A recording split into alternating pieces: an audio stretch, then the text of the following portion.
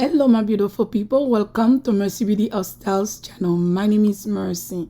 In today's video guys, I'm going to do a nice exotic table setting for you, but I've been sick all week long and I'm feeling a bit better, but my voice is not good at all. I cannot do a full voiceover to this video today, but I didn't want to leave you guys without a video for this week.